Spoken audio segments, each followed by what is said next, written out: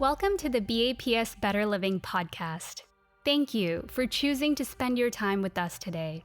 Each episode in this podcast aims to inspire us to take a step back from our busy lives and to actively listen to content that can enlighten us towards expanding our consciousness and deepening our spirituality. Listen in and let this episode inspire you. Let it encourage you to have fruitful introspections, and most importantly, let it help you be better and do better. My dearest child, I hope this letter finds you in good health. I don't know where you'll be when you read this letter. Perhaps in the 6th grade, on your 16th birthday, graduating college, or on your wedding day. But I hope this letter provides you with the strength, courage, faith, and love you seek. Your father and I were overjoyed, but also overwhelmed when we were given the responsibility of being your parents. We were filled with excitement, but also drenched with anxiety and doubt. The world is a crazy place. It's a mix of wonderful and ugly. You will witness a beautiful sunset, and also acts of cruelty and unjust.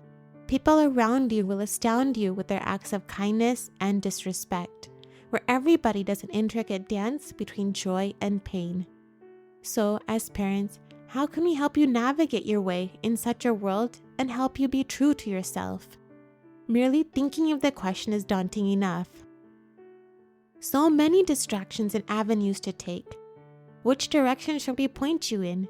Which path would lead to a road filled with more success than failure? More days of happiness than despair? More feelings of I can and I will than self-doubt? How would we help you navigate this amazing world, but also all of its chaos? It seemed like an impossible task, a mammoth undertaking, a task your father and I weren't sure we were ready to take on. More questions followed. My mind was going in circles, and my heart was full of worry and apprehension. How would we instill the values of kindness, respect, loyalty, integrity, and character?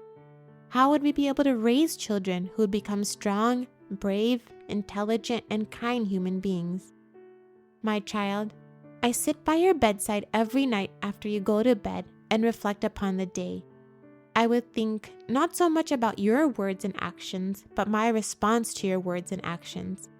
I would replay moments when I struggled to make better parenting choices. Where did I go wrong? What could I have done or said differently so that our connection would become stronger? I'm supposed to guide you on this unknown path, not put you down or be judgmental. I know I made many mistakes today, and I'm sorry, my child, for letting you down. Tears rolled down my cheeks, but as I look above your bed, 2 photos catch my attention and stop me in my tracks. At 4 months old, you met Pramukh Swami Maharaj for the first time in the small village of Sarangpur, India. Your father is holding you up, and Pramukh Swami Maharaj is looking into your eyes, a beautiful moment frozen in time. The second photo is when you met Mahant Swami Maharaj for the first time at the age of 2 in Chino Hills, California. They say a picture is worth 1,000 words, and I can truly attest to that. I look at those photos with watery eyes and a heavy heart and regain my confidence to parent again. How could I lose this parenting battle when I found the best father and mother in my gurus Pramukh Swami Maharaj and Mahant Swami Maharaj? Pramukh Swami Maharaj was the epitome of an ideal parent. His unconditional love, utmost compassion, and empathy were soul-touching. His care and concern were abundant.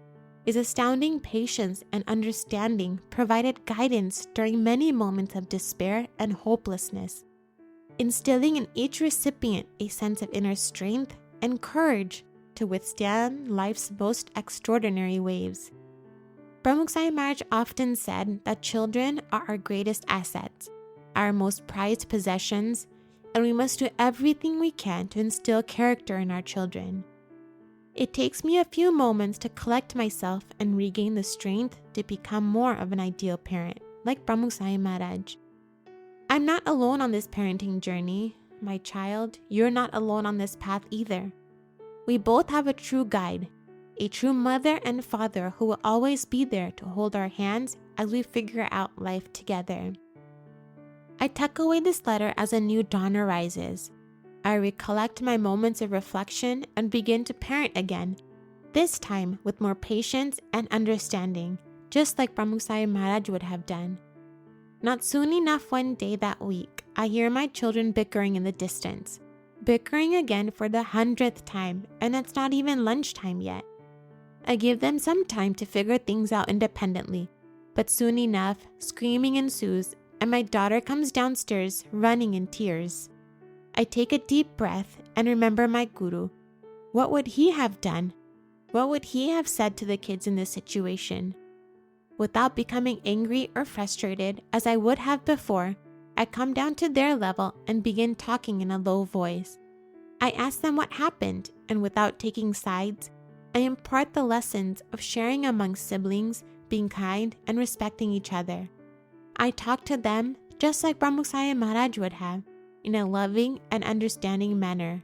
Doing so allowed my children to regain their love for play, and more importantly, for each other. As the day progressed, however, I came upon another incident. I learned that my eldest son took something from my daughter without her permission. This led to crying and more fighting, of course. My emotional meter was raging now, my insides were boiling, and all I could think was, how many times have we talked about this?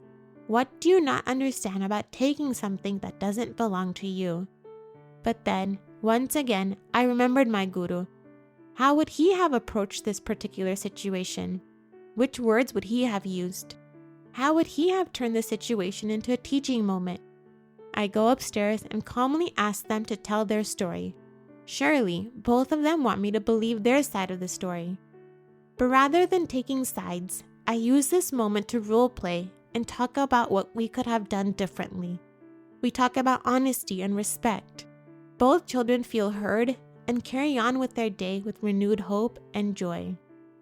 And so, I've learned that through such reflections of my gurus, I can instill the values of character in my children and overcome the feelings of being overwhelmed and defeated. Truly, Pramukh Swami Maharaj and Mahan Swami Maharaj have and continue to be the guiding light in my parenting journey. And so, I leave you, my dear child, with wisdom that has resonated with your father and I as we journey to becoming good parents for you. Pramukh Swami Maharaj once said, "One receives nobility and character through God and his sadhu. When one imbibes character, there is peace and happiness in one's life. That is why parents should first think about instilling character in children."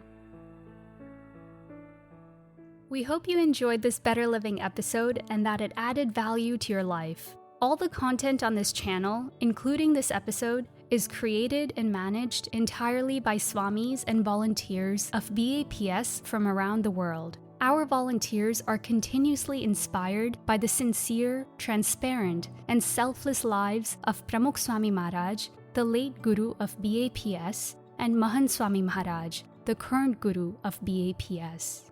Their character, their teachings, and their service to humanity have inspired millions of people of all backgrounds, faiths, and cultures throughout the world. They have encouraged all, regardless of one's beliefs, to live a mindful, balanced, and harmonious life. The episodes in this Better Living podcast are directly inspired by their teachings.